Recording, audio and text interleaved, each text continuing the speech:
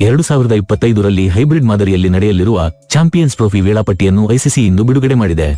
ವಾಸ್ತವವಾಗಿ ಈ champions trophy ಟೂರ್ನಿಯ ವೇಳಾಪಟ್ಟಿ ಈಗಾಗಲೇ ಬಿಡುಗಡೆಯಾಗಬೇಕಿತ್ತು. ಆದರೆ ಪಂದ್ಯಾವಳಿಯ ಆಯೋಜನೆಗೆ ಸಂಬಂಧಿಸಿದಂತೆ ಭಾರತ ಹಾಗೂ ಆತಿಥೇಯ ಪಾಕಿಸ್ತಾನದ ನಡುವೆ ಉಂಟಾಗಿದ್ದ ಗೊಂದಲಗಳಿಂದಾಗಿ ಈ ವೇಳಾಪಟ್ಟಿಯನ್ನು ಬಿಡುಗಡೆ ಮಾಡಲು ಸಾಧ್ಯವಾಗಿರಲಿಲ್ಲ. ಕೊನೆಗೂ ಈ ಎರಡೂ ದೇಶಗಳ ಬೇಡಿಕೆಯಂತೆಯೇ ಪಂದ್ಯಾವಳಿಯನ್ನು ಆಯೋಜಿಸುವ ನಿರ್ಧಾರಕ್ಕೆ ಬಂದಿದ್ದ ಐಸಿಸಿ ಇದೀಗ ಈ ಮಹತ್ವದ ಟೂರ್ನಿಯ ವೇಳಾಪಟ್ಟಿಯನ್ನು ಬಿಡುಗಡೆಗೊಳಿಸಿದೆ. ಐಸಿಸಿ ಬಿಡುಗಡೆ ಮಾಡಿರುವ ವೇಳಾಪಟ್ಟಿಯ ಪ್ರಕಾರ ಈ ಟೂರ್ನಿಯು ಫೆಬ್ರವರಿ 19ರಿಂದ ಆರಂಭವಾಗಲಿದ್ದು, ಮೊದಲ ಪಂದ್ಯ ಕರಾಚಿಯಲ್ಲಿ ನ್ಯೂಜಿಲೆಂಡ್ ಮತ್ತು ಆತಿಥೇಯ ಪಾಕಿಸ್ತಾನ ನಡುವೆ ನಡೆಯಲಿದೆ.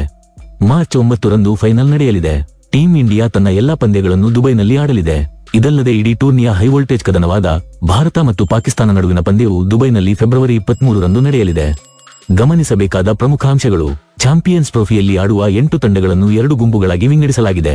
ಎ ಗುಂಪಿನಲ್ಲಿ ಪಾಕಿಸ್ತಾನ, ಭಾರತ, ನ್ಯೂಜಿಲೆಂಡ್ ಮತ್ತು ಬಾಂಗ್ಲಾದೇಶ ತಂಡಗಳಿದ್ದರೆ, ದಕ್ಷಿಣ ಆಫ್ರಿಕಾ, ಆಸ್ಟ್ರೇಲಿಯಾ, ಅಫ್ಘಾನಿಸ್ತಾನ ಮತ್ತು ಇಂಗ್ಲೆಂಡ್ ಬಿ ಗುಂಪಿನಲ್ಲಿವೆ. ಚಾಂಪಿಯನ್ ಟ್ರೋಫಿ 2025 ಅನ್ನು ಸ್ಟಾರ್ ಸ್ಪೋರ್ಟ್ಸ್ನಲ್ಲಿ ಪ್ರಸಾರ ಮಾಡಲಾಗುತ್ತದೆ ಮತ್ತು ಹಾಟ್ಸ್ಟಾರ್ ಅಪ್ಲಿಕೇಶನ್ನಲ್ಲಿಯೂ ಸಹ ಲಭ್ಯವಿರುತ್ತದೆ. ಚಾಂಪಿಯನ್ಸ್ ಟ್ರೋಫಿಯ ಭಾರತ ತಂಡ ತನ್ನ ಎಲ್ಲಾ ಪಂದ್ಯಗಳನ್ನು ದುಬೈನಲ್ಲಿ ಆಡಲಿದೆ. ಭಾರತ ತಂಡ ಫೈನಲ್ ತಲುಪಿದರೆ ಅದು ಕೂಡ ಲಾಹೋರ್ ಬದಲು ದುಬೈನಲ್ಲೇ ನಡೆಯಲಿದೆ. ಚಾಂಪಿಯನ್ಸ್ ಟ್ರೋಫಿಯ ಫೈನಲ್ಗೆ ಮೀಸಲು ದಿನವನ್ನು ನಿಗದಿಪಡಿಸಲಾಗಿದೆ. ಮಾರ್ಚ್ 9ರಂದು ಫೈನಲ್ ನಡೆಯದಿದ್ದರೆ ಮಾರ್ಚ್ 10ರಂದು ಪಂದ್ಯ ನಡೆಯಲಿದೆ. ಚಾಂಪಿಯನ್ಸ್ ಟ್ರೋಫಿಯ ಸೆಮಿಫೈನಲ್ಗೆ ಯಾವುದೇ ಮೀಸಲು ದಿನವನ್ನು ಇರಿಸಲಾಗಿಲ್ಲ. ಚಾಂಪಿಯನ್ಸ್ ಟ್ರೋಫಿಯ ಎಲ್ಲಾ ಪಂದ್ಯಗಳು ಭಾರತೀಯ ಕಾಲಮಾನ ಮಧ್ಯಾಹ್ನ 2 ಆರಂಭವಾಗಲಿವೆ.